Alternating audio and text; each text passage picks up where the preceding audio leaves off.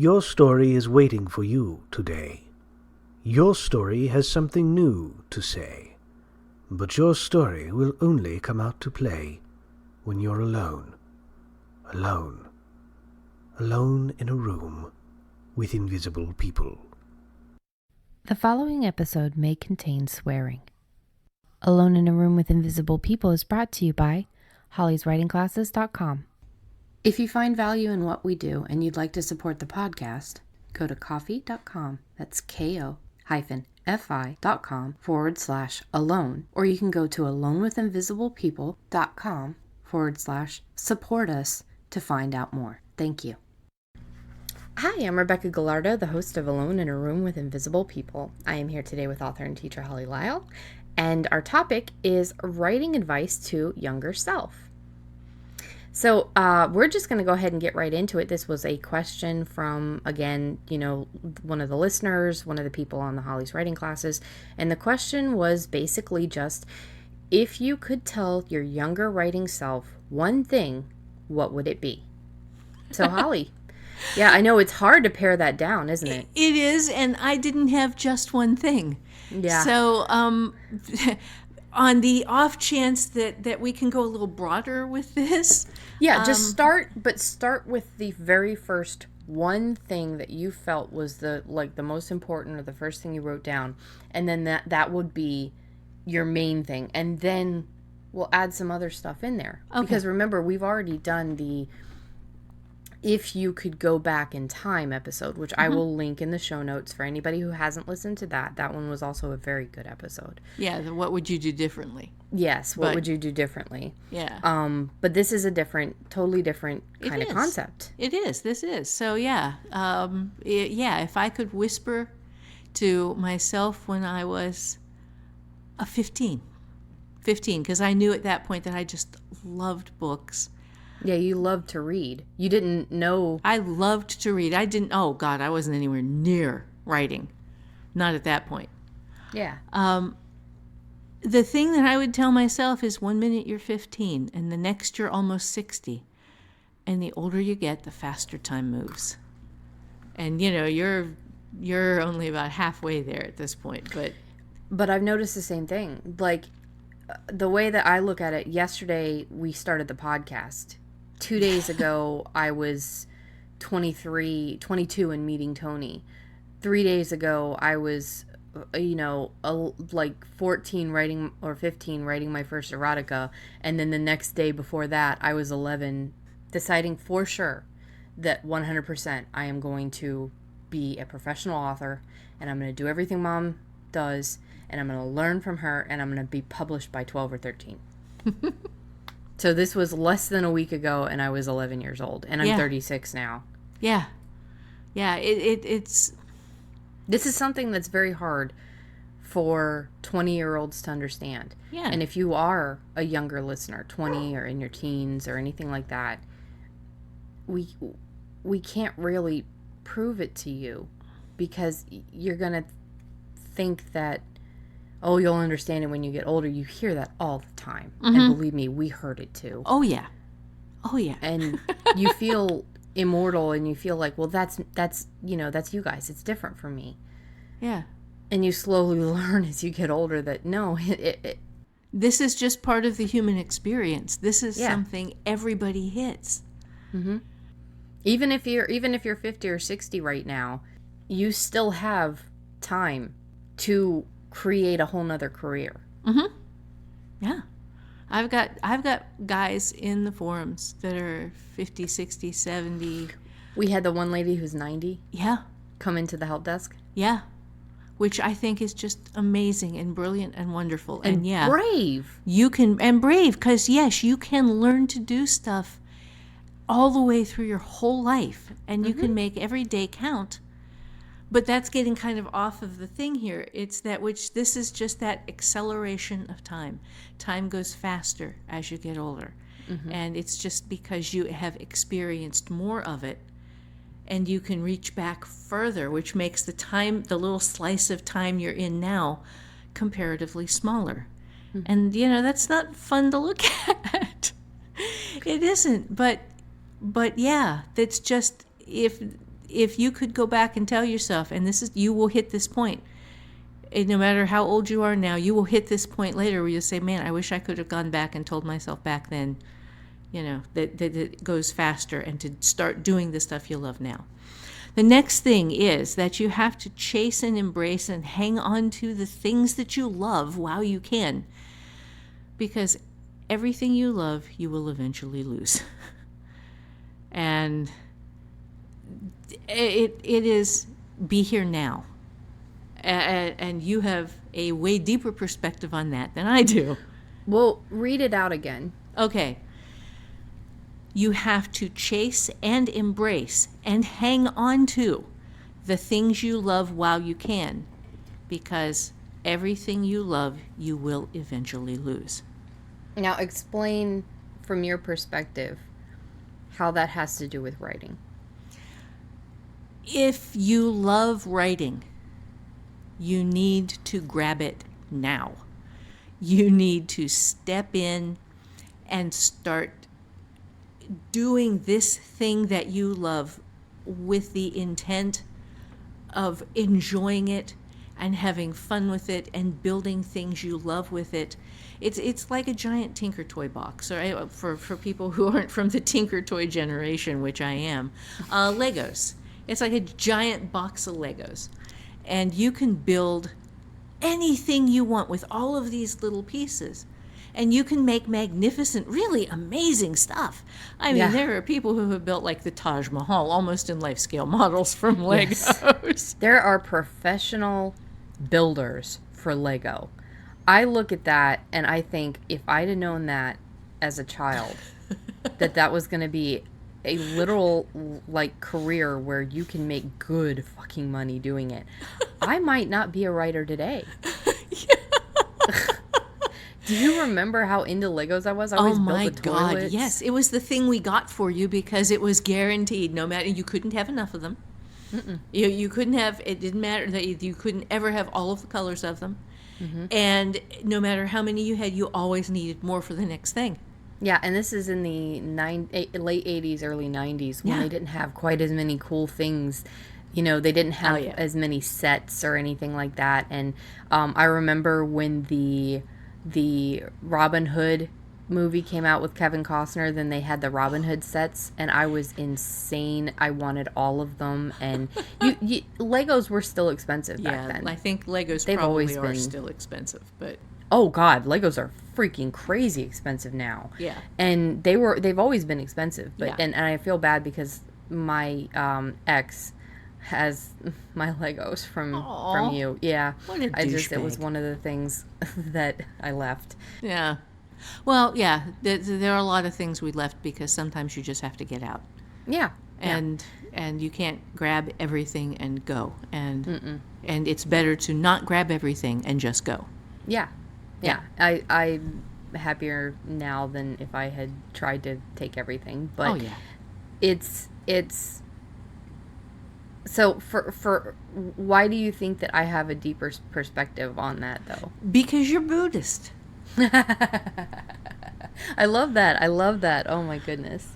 Yeah, everything is changing. Everything is life is got a certain amount of that suffering in it. All of us do.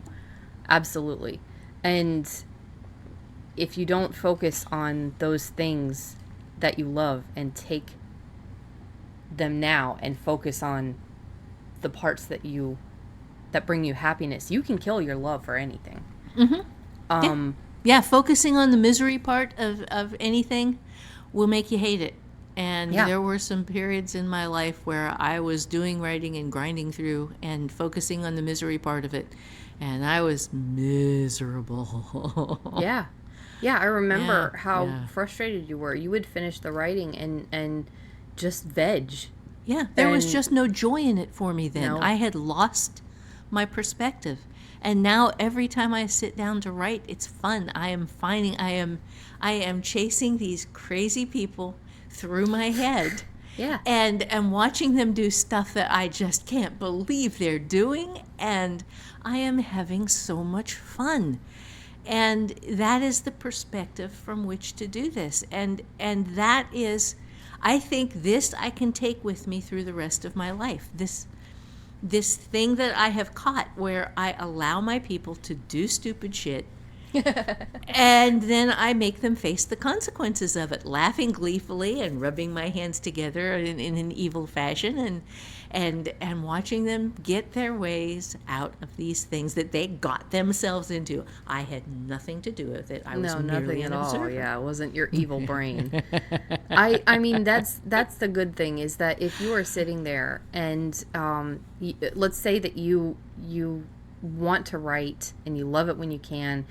We've talked about this many times. Make time for it, because nobody can find time. You have to make time. You have to prioritize, or other people will prioritize for you. Mm-hmm. And if you don't use it, you lose it.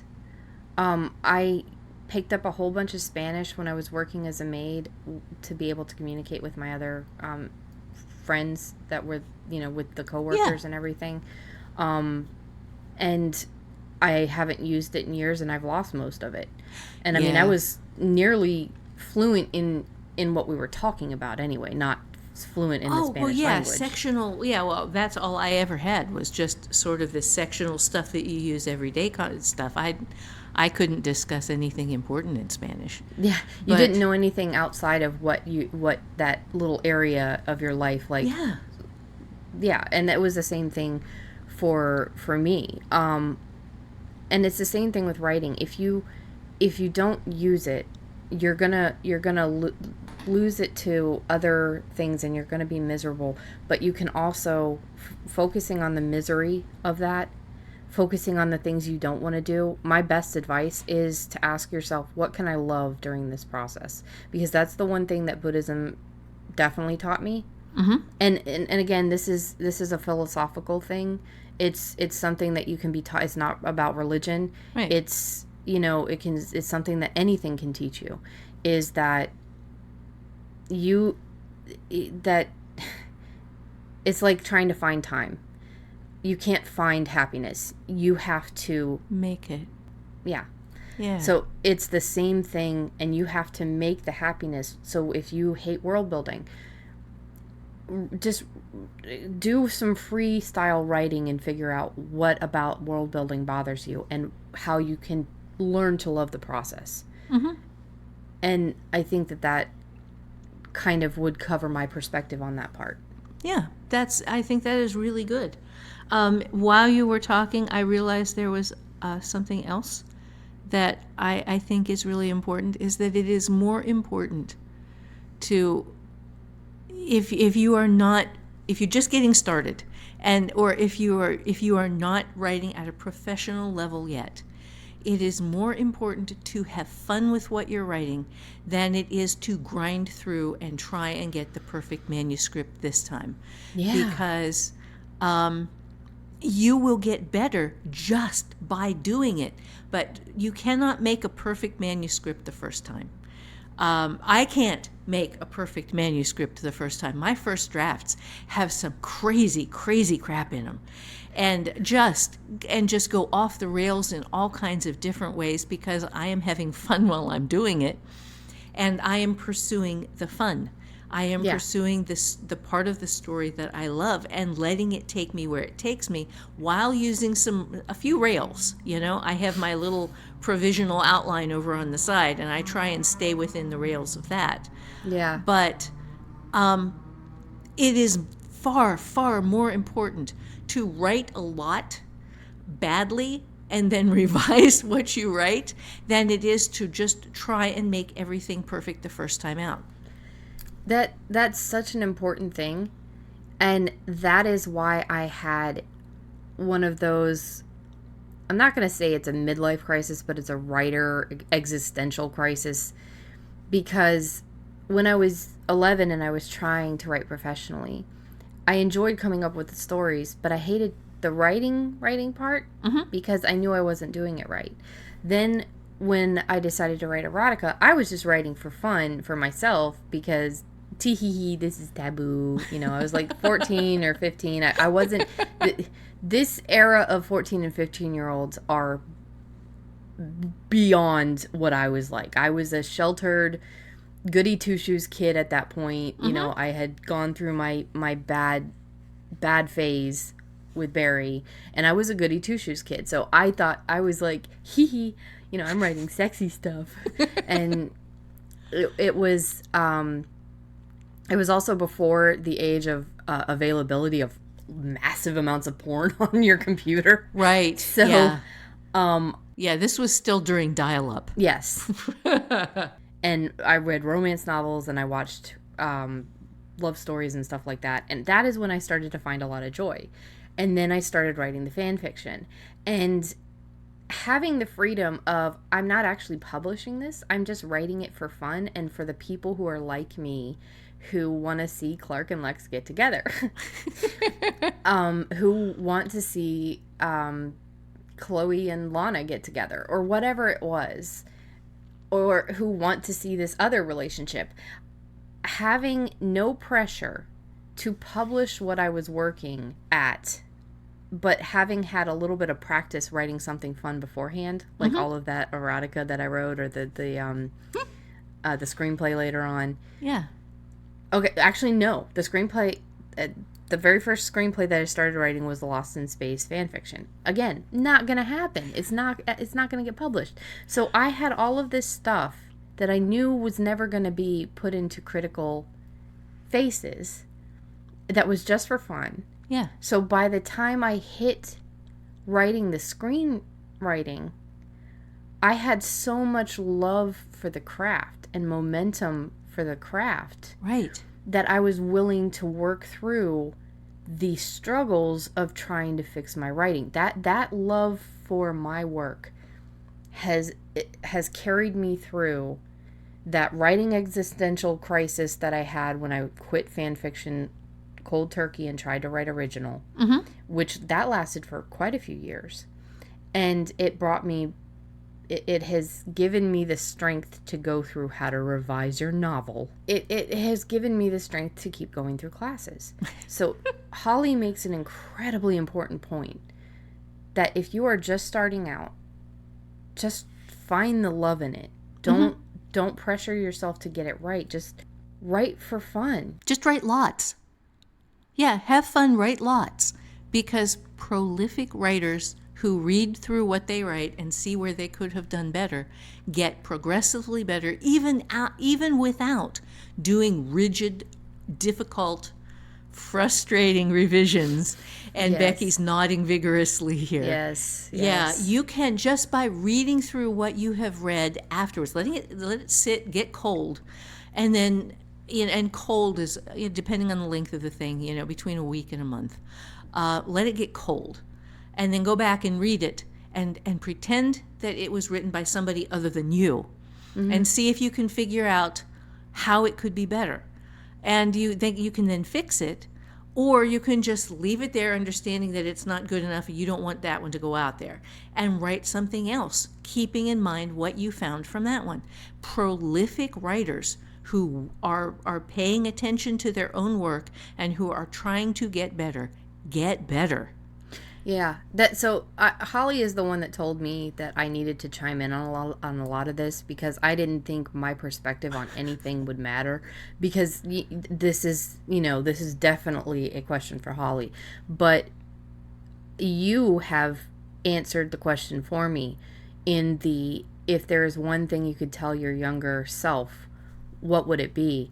It would be to have started at the same time, but to have only focused on writing what I loved. And through that I wouldn't have had that existential crisis, the writer's existential crisis of the fan fiction and the original fiction. It was such a large gap, because I had to find for myself that, no, I don't want to be, quote, just a fan fiction writer.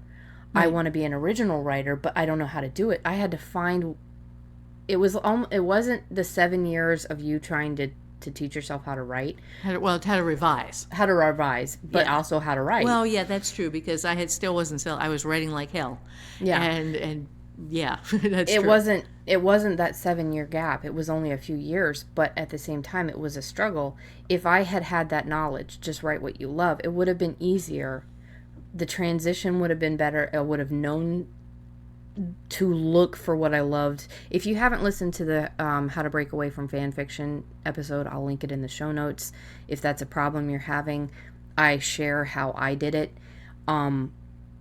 But that would definitely be my personal advice, is to focus on what you love when you're new and just write a whole bunch and not worry about, well, who's going to see this? How professional is this? None of that. Just create this powerful inner love and momentum inside of you before you start focusing on the professionalism. Yeah, I'm going to use as a very positive example of this the guy that Mark is reading, and he keeps telling me about John Athen. He's pretty sure it's a pseudonym anyway, and I kind of lean into the same belief. I think so too, but it's a steady pseudonym that he has kept the entire time. Yeah, and he said, and Mark was telling me even just last night when we were talking, that this guy is getting progressively better with every book. And he said the first stuff was pretty rough, but that it is getting better and better. Now, he reads in genres I won't go near.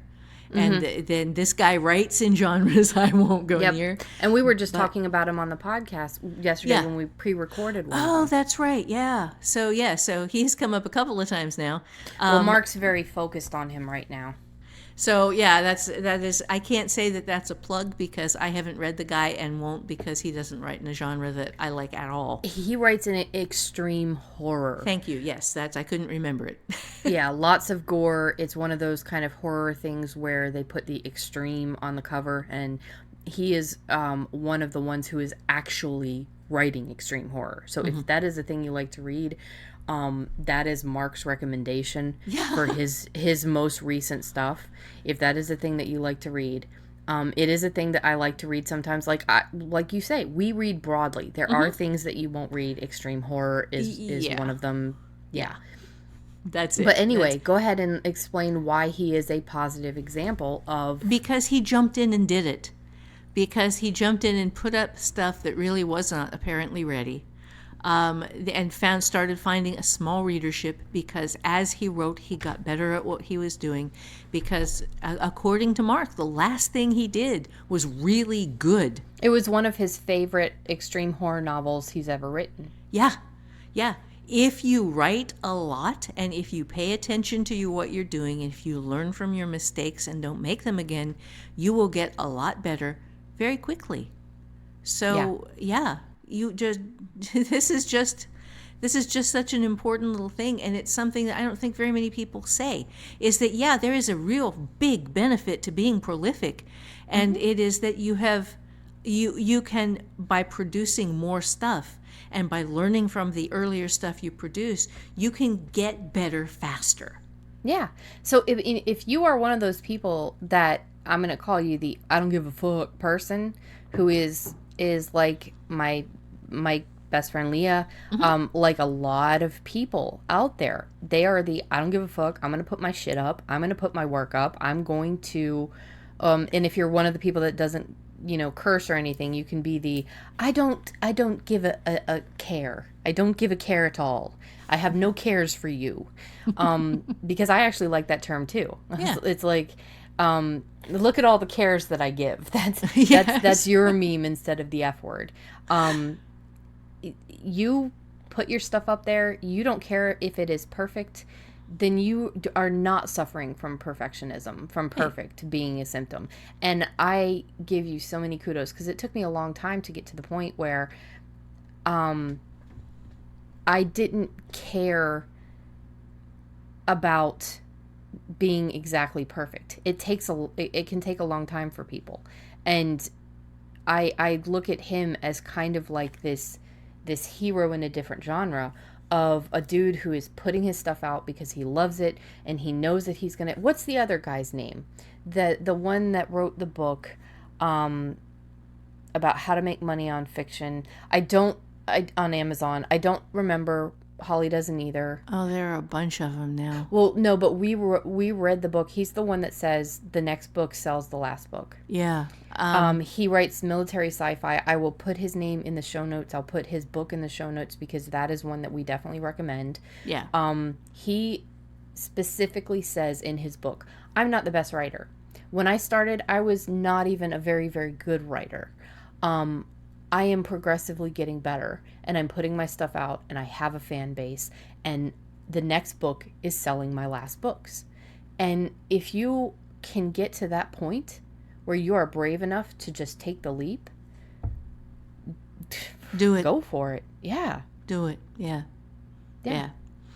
Okay, so then our next thing that we've got is I would tell myself never waste a minute of your life beating yourself up for the things you think you should do, but that you don't love. Yeah. Let's just assume that the people listening right now are not writers that have been told they should write, because we have covered that topic many times. If you are a person that has been told you should write and that's why you're here, examine your reason for writing and let it go. Go follow your real dream. So go ahead and, from your perspective, let's assume everybody else listening right now is somebody who this is their dream and this is what they love. Yeah. Okay, well, from that perspective, you should, if you're going to write, you should write in this specific genre that I, the person who is telling you this, approve of. Because what you love, I find appalling or evil or religiously going to get you condemned to hell.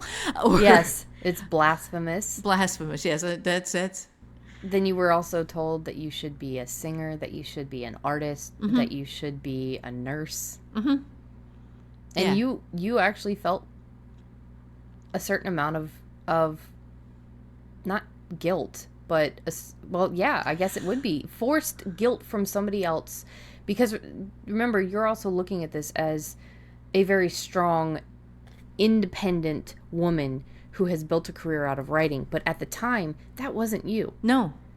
That was someone I had to become.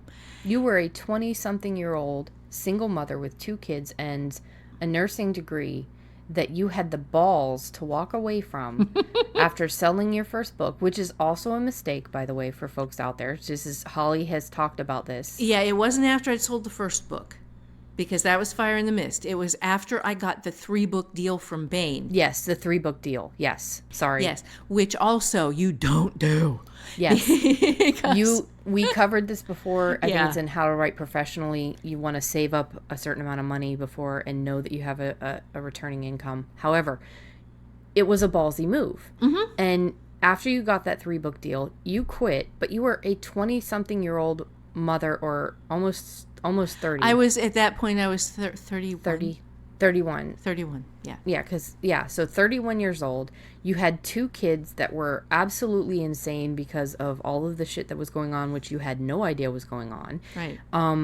And you had an asshole of an ex-husband giving you shit. You had his in-laws giving you shit. You had your own freaking parents telling you that you shouldn't be doing what you're doing, despite the fact that your father was both... he was both very supportive of you as an independent female, but also telling you needed somebody who could control you. Yes, that was a joy. So there was a lot of guilt with the shoulds. Yeah. I had people telling me my whole life. Well, I had my people telling me until I was about 31 what I should and should not be doing. So how did you get over that? For people who might be going through that right now, put yourself back in that mental state. Okay. And just explain to them how you get past it. Yeah, this is not easy, but it is entirely doable. I looked at my life. I said, look, I am the only one living in my skin. I am the only one who's going to be with me from the time I'm born until the time I die. Yes. And no matter, I can't control anything else but that. Or anyone else. Or anyone else. No, I can't control anyone else. And I cannot be anyone but this one person I am right now, and that's only going to last for however long it lasts. I can't even control that. Yeah. But I can make sure that while I am in this skin, thinking these thoughts, being this person, I can damn well make sure that I am doing what I love. Hell yeah. I'm going to say it. Fuck yes. There you go. I mean, I can say that, and this is not, I always, when I mention Buddhism, I'm always very cautious because I'm not proselytizing. Buddhists don't proselytize. If you're ever proselytized by a Buddhist, they're not a Buddhist. They're a nut job. I think you're more looking at it as from a philosophy than from a religion too, though, aren't you? Yeah, for the most part. Yeah. It is both. Mm-hmm. It can be both. A lot of people follow more of the religious things. I do have an altar. I do set up my water. I do the daily kind of the things that Buddha told people not to do. I do the things that people say not to do. He said never revere me. He said don't create idols of me. He said don't offer me things. He was very much I'm just a dude. That is it. What was Matt Harris's book? Not Meditation for Fidgety Skeptics, but the first one. Oh, God. Yeah, it was really good. It was fantastic. It was fantastic, and I do not remember the name of it. Add it to the show notes. Yes, I will add it to the show notes. I'll add both of those in. Yeah. But the book that I'm going to suggest is The Buddha in Your Mirror, in Your Rearview Mirror, something like that. I think it's The Buddha in Your Mirror. Again, I'm not suggesting that you do the chanting. It is a very specific form of Buddhism that they discuss in there. It is what Tina Turner does. But there are some eye-opening moments in that book that I had. And one of them was, other people can't cause you embarrassment. You can only allow yourself to be embarrassed. You cannot control what another person does or says. You can only control what you do and say and how you respond. And it taught me how to respond, not react. Right. There's a lot of those things. So you don't need that book. There are plenty of places that teach the same things. There's a lot of stuff in that book that I don't personally follow. Other people, do, and I completely respect that. But that's what gave me that moment. Yeah. That moment of realizing that I am allowing other people to prioritize my life, and I'm feeling guilty for the shoulds. Mm-hmm. And you have never told me I should do anything. Even before I mentioned Ayn Rand to Matt, and Matt read all of her books, and then you were picking it up, so then you had your terminology and stuff. Yeah. That was one thing that you had always been very clear on, is you can do anything you want, and I will support you, as long as it's legal and not hurting anybody. Yeah. Oh, yeah. I will support you. And what do you want to do? And anything that I ever showed interest in, if you could afford to buy me something that would help teach me that, you did. And you never were like hands-on with the teaching in many ways. It was you teach yourself. Right. So that taught me a lot of stuff too. And I'm going on a little bit, but this is so important. It really, really is important to teach yourself. Not to listen to other people's shoulds for you. Listen to what you love and want for your life. Because, like Holly said, you are the only person you are ever guaranteed to be stuck with. You might have somebody who you love and be supported by that is no longer there, unfortunately. Something happens and they're gone, and you are left alone, and you had this entire life of plans that they were in charge of, and it was all shoulds. Then what do? You're left alone with 20 years of shoulds wasted. Mm-hmm. And I don't want that for anybody. Right. So there's happiness and there's joy, and they are two very different things. Happiness is something that people pursue through stuff. Joy is waking up in the morning. No, it is. Happy. I disagree with the definitions, but keep going. Okay. Joy is waking up in the morning knowing that you are the right person in the right skin doing the right thing with your life that you love, and knowing that whether you have a shitty day or not, because you will, whether you are facing bad things or good things, because that is going to just be a part of life.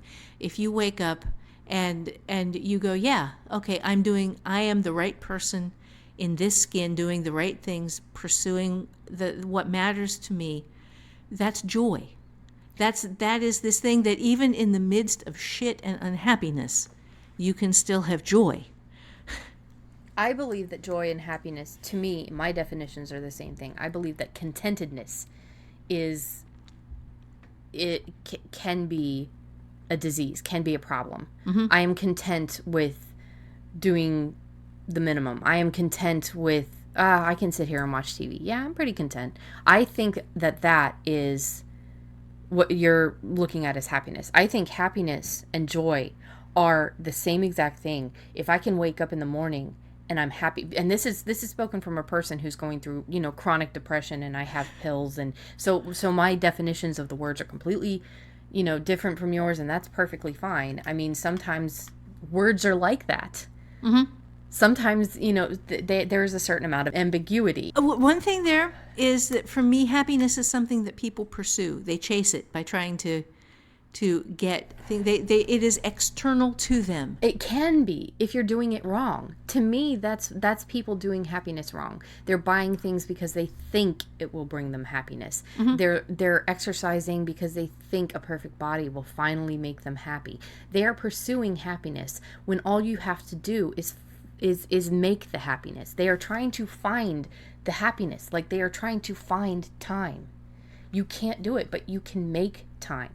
Yeah. You can make happiness in choosing how to react and what to focus on. And if writing makes you happy, you can make happiness by writing.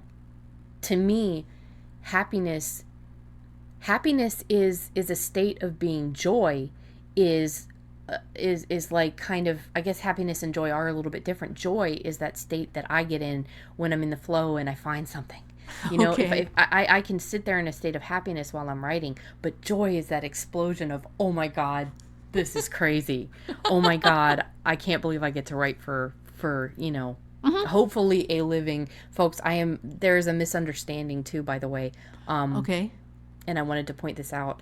I don't have currently anything under my name for sale. I even took down the Etsy book that I wrote because, and I'm not going to get into a rant on Etsy, but they are no longer a company that I support or promote or think anybody should use. And I have nothing under my name. I have stuff under Nymptopov. I have my fan fiction under both Nymptopov and Vandeline Z. Therese. And I have another pen name that I don't disclose because I'm letting it do its own thing. It has nothing to do with anything that I want to write professionally and well under my own name. And that was also a way to learn marketing, to learn growth, to learn how to be a better writer. Mm-hmm. So anybody asking for me for my stuff, you're only going to find stuff from 2011 and before, which is super old stuff. It's not going to be great or well written. Right. So I'm really looking forward to you finishing up your current stuff. Yes. Because I have read some of your current stuff and I love it, and I want more. Well, yeah, you've read the romance novel, and I'll be working on Fulton Hills, and I'm very excited to have you guys read it, and especially Matt to go through and tell me how I can make it better. So anyway, I know that we went on a bit there, but we're talking about incredibly important things. We're talking about possibly reaching people at the stage in their life right now where they want to make a change. Yeah. And no matter what age you are. So what's the next one? That was it. We were basically ready for the takeaway now. You can follow us on Twitter at AIARWIP. I only mentioned that first because it's the easiest to say. 2, you can follow us at Instagram at Alone with Invisible People. If you want to follow Holly's personal account, it's not very active, but you can see little tiny pictures of her inside life. Holly.Lisle. You can follow me on Instagram, where I can probably blow up your feed, or I can disappear, or you can learn some TMI stuff through my stories that I accidentally shared public that are supposed to be private to Leah. That is R Gallardo, Galardo. I am a hot mess and it's fun. You can follow us on Facebook as well at Alone in a Room with Invisible People. You can find the show notes at alonewithinvisiblepeople.com.